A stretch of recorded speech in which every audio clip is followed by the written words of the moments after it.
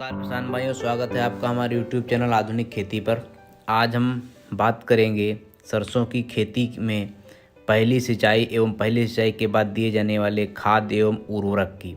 तो अगर आप हमारे YouTube चैनल पर नए हैं तो YouTube चैनल को सब्सक्राइब कर लें ताकि आने वाले सभी वीडियो और जानकारियाँ आपको मिलती रहें। चलिए वीडियो शुरू करते हैं। तो किसान भाइयों, हम आज बात करेंगे कि सरसों में पहली सिंचाई कब करें और उपज बढ़ाने के लिए ज़रूरी खाद एवं उर्वरक कितनी मात्रा में और कब अप्लाई करनी है। तो किसान भाइयों, उसके लिए ज़रूरी ये है कि बुआई हम समय से करें, और समय से बुआई करने के लिए ज़रूरी ये है कि हम खेत को अच्छी तरीके से तैयार करें और बुआई का विशेष ध्यान रखें, क्योंकि 18 से 25 डिग्री सेल्सियस तापमान के बीच में बुआई अगर करेंगे तो अंकुरण अच्छा होगा। बुआई दो तरीके से कर सकते हैं, या तो पंक्ति में बुआई करेंगे या फिर छिड़काव विधि से। अगर पंक्ति में बुआई करेंगे तो खड़ी फसल में पोषक तत्व एवं दवाई डालने में आसानी रहती है, इसलिए कोशिश करें कि हमेशा पंक्ति में बुआई करें। तो किसान भाइयों, क्योंकि आज के सेशन में बात करने वाले हैं सिंचाई पर, तो अगर हमने अपनी फसल को पंक्ति से बुआई की है और फव्वारा विधि से सिंचाई उपलब्ध है तो लगभग 25 से 30 दिन में पहली सिंचाई हम आसानी से कर सकते हैं। बलुई दोमट मिट्टी है तब भी 25 से 30 दिन में आसानी से सिंचाई हम कर सकते हैं। ज़्यादा छोटे पौधे में सिंचाई करेंगे तो पौधे मरने की संभावना ज़्यादा रहती है। अगर हम नाली बनाकर सिंचाई कर रहे हैं, जो उत्तर भारत में बहुत होती है, तो हम 30 से 35 दिन में करेंगे। लेकिन फूल आने से पहले ही हर हालत में हमको सिंचाई करनी है, नहीं तो उपज में हमको भारी नुकसान उठाना पड़ सकता है। किसान भाइयों, हम बात करेंगे खाद एवं उर्वरक की। तो पहले सिंचाई के बाद लगभग 30 से 40 किलोग्राम यूरिया प्रति एकड़ डालनी है, क्योंकि अगर यूरिया हम डालेंगे तो हमको पौधे में अच्छे रिस्पांस देखने को मिलेंगे। और यूरिया के साथ साथ में हम सल्फर भी डालेंगे। अगर हमने बुआई के समय सिंगल सुपर फास्फेट नहीं डाला है तो पहली सिंचाई के बाद में हम यूरिया के साथ में सल्फर डाल सकते हैं।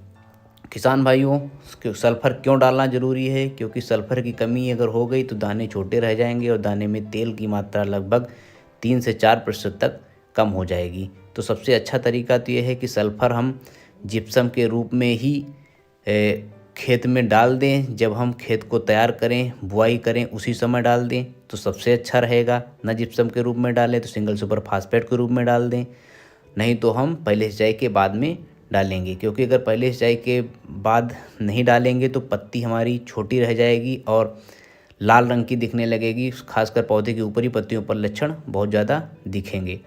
तो पहले सिंचाई के बाद जो जिप्सम हम डालेंगे उसके लिए हम सल्फर बेंटोनाइट 90% 5 से 7 किलोग्राम प्रति एकड़ की दर से डाल सकते हैं। अगर हमने पहले सिंगल सुपर फास्फेट डाला है तो 5 एकड़, नहीं तो 7 किलोग्राम। पहले डाला है तो 5 किलोग्राम, नहीं तो 7 किलोग्राम डालेंगे। इसमें खासियत ये होती है सल्फर बेंटोनाइट की एक खासियत होती है कि ये पत्तियों में चिपकेगा नहीं, जिससे कि पत्तियां जलने की संभावनाएं कम रहती है। लेकिन सल्फर 80% WDG 2 किलोग्राम प्रति एकड़, जो कि फंजीसाइड का भी काम करता है, जिससे क्या होता है कि हमारे खेत में जड़ सड़न एवं तड़ा सड़न जैसी बीमारियां जो सरसों की होती हैं वो भी, उससे भी बचाव होता है। लेकिन ध्यान करने वाली बात यह है कि यूरिया के साथ में इसको जब मिला के डालें तो पत्तियों में चिपकने ना पाए, यानी कि पत्तियां अगर गीली होंगी तो ये ज़रूर चिपकेगा। कोशिश करें कि पत्तियों के कांटेक्ट में ये ना आए। तो किसान भाइयों, ज़रूरी सबसे ये है कि हम सल्फ़र को ज़रूर डालें। वो जिप्सम के रूप में डाल सकते हैं, सिंगल सुपर फास्फेट के रूप में शुरू में डाल सकते हैं, नहीं तो सल्फर बेंटोनाइट के रूप में हम खड़ी फसल में पहले सिंचाई के बाद डाल सकते हैं। अगर सल्फर अच्छे से पड़ा है तो दाना बड़ा होगा और दाने में तेल की मात्रा भी 3 से 4% तक अधिक होगी और उपज में लगभग 20 से 25% तक की वृद्धि देखने को मिलेगी। एक रिसर्च के अनुसार जब एक खेत को 2 भागों में बांटा गया, जिसमें आधे खेत में हमने देखा कि सल्फर नहीं डाला गया, तो उसमें लगभग जो फसल थी उसमें तेल 38.46%, जबकि जिसमें 45 किलोग्राम प्रति हेक्टेयर की दर से सल्फर डाला गया तो उसमें 40.40% उसके दाने में तेल देखा गया। और उपज में देखा जाए तो कुल तेल की मात्रा में लगभग हेक्टेयर के हिसाब से 60 किलोग्राम तेल की मात्रा ज़्यादा निकली, जिसमें 45 किलो प्रति हेक्टेयर की दर से जिप्सम डाला गया था। तो जिप्सम तेल वाली फसलों के लिए बहुत ज़रूरी है। जितना कि नाइट्रोजन ज़रूरी है उतना ही जिप्सम ज़रूरी है तेल वाली फसलों के लिए। अगर हमने शुरू में नाइट्रोजन नहीं दे पाए हैं, क्योंकि गेहूं की फसल उसी टाइम होती है, चना मटर भी होती है, तो नाइट्रोजन की कमी हो जाती है, यानी कि यूरिया और डीएपी की कमी हो जाती है, हमको मिल नहीं पाती, शॉर्टेज हो जाती है। ऐसी कंडीशन में हम एनपीके 19-19-19 को 0.5 से 1% तक का घोल बनाकर पहली सिंचाई के 8 से 10 दिन बाद हम छिड़काव कर सकते हैं। एनपीके जो होगा इसमें 19-19-19% होगा, तीनों पोषक तत्व, इसके छिड़काव कर सकते हैं। इससे भी पत्तियां जो है गहरी हरे रंग की होंगी और फूल ज़्यादा आएंगे और फलियां ज़्यादा बनेंगी, अंततः उपज अच्छी होगी। तो इसके लिए सबसे ज़रूरी ये है कि कभी भी हम फूल आते समय सिंचाई ना करें।